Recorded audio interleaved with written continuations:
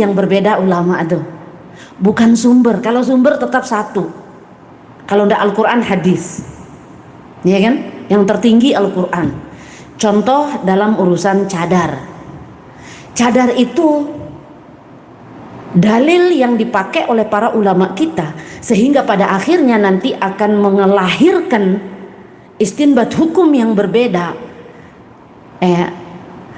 Sumber utamanya adalah Al-Quran. Itu tadi potongan ayat yang saya baca, yudnina alaihin, disuruh ulurkan, yudnina alaihinna min jalabibihin.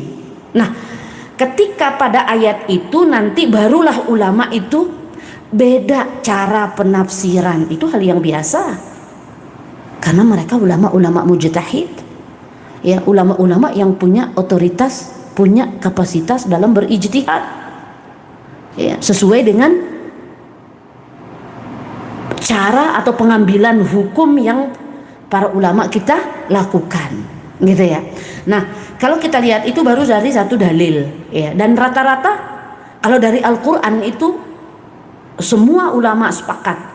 Wabil khusus mazhabil arba'ah ini dalam ulama fuqaha. Kita tidak bicara ulama akidah tauhid, ya, kita bicara tentang ulama fuqaha karena kita bicara hukum, ya.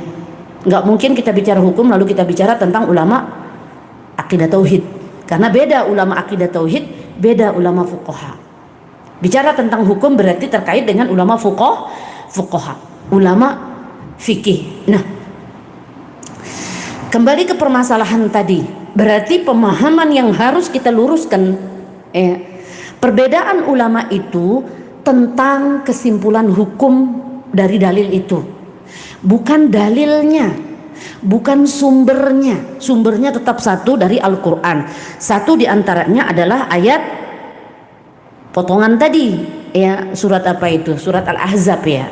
Nah, itu yudnina alaihinna min jalabibihin, hendaklah, kan itu artinya ulurkan jilbab itu ke seluruh tubuh mereka, kan begitu artinya. Nah, sebagian ulama menafsirkan mengulurkan jilbab itu termasuk dengan wajah.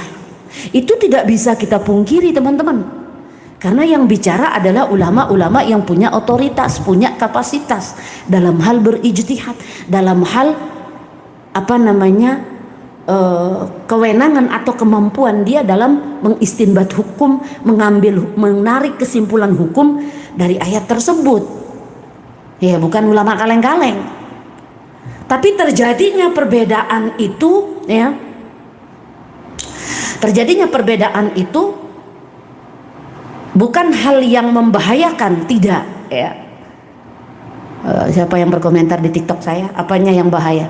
Tidak akan membahayakan. Kenapa? Karena begini, teman-teman, ini ulama mujtahid, bukan ustadzmu, bukan kiaimu, ya, bukan gurumu, bukan ulama Bekasi, bukan ulama Jakarta, ya. Ini ulama mujtahid. Salah pun dalam berijtihad ulama itu tetap dapat pahala. Tapi kalau ustadz Bekasi, kiai Bekasi, kiai Jakarta salah dalam berijtihad, dosa. Kenapa? Karena memang belum sampai pada otoritas, kapasitas menjadi ulama mujtahid yang siap berijtihad dan hasil ijtihadnya itu digunakan oleh seluruh umat Islam. Belum. Nah, ini yang bicara ini adalah ulama mujtahid. Salah sekalipun dalam berijtihad ulama mujtahid ini, wabil khusus ulama fuqaha tadi, Hanafi, Maliki, Syafi'i, Hambali, tetap dapat pahala. Apalagi benar. Jadi apalagi yang kita ragukan dari pendapat para ulama. Cuman sekarang dibutuhkan kecerdasan kita sebagai para tulabul ilmi, bagaimana menyingkapi perbedaan itu saja. Tapi pondasinya yang harus kita fahami bahwa yuk mindset kita ini diperbaiki, ya. Jangan terkecoh dengan perbedaan itu, ya, karena perbedaan itu bukan datang dari sumber, tapi perbedaan itu datang dari metodologi pengambilan hukum. Itu nggak masalah, karena sumbernya tetap satu.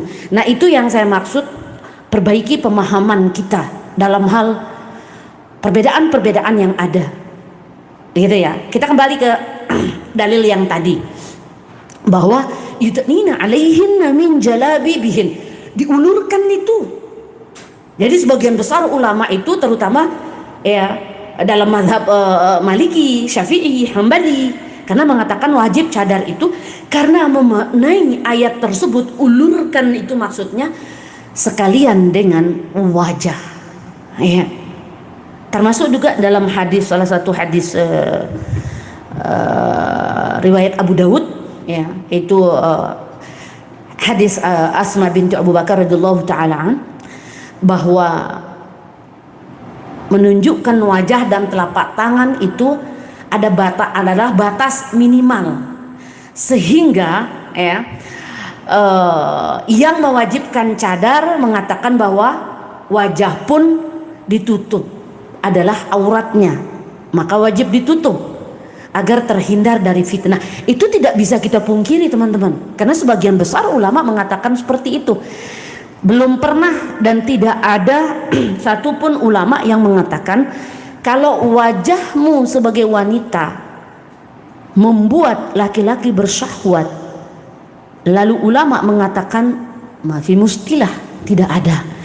Cari sudah bolak-balik di beberapa kitab, ya, silahkan. Tidak saya temukan makalah ulama yang mengatakan nggak apa-apa wajahmu kamu buka walaupun laki-laki itu bersyahwat. Ingat itu. Nah, tentu terkait dengan syahwat laki-laki, kita tidak pernah tahu teman-teman, ya. Andai kata saya tahu syahwatnya laki-laki itu, mungkin saya nggak bercadar, serius.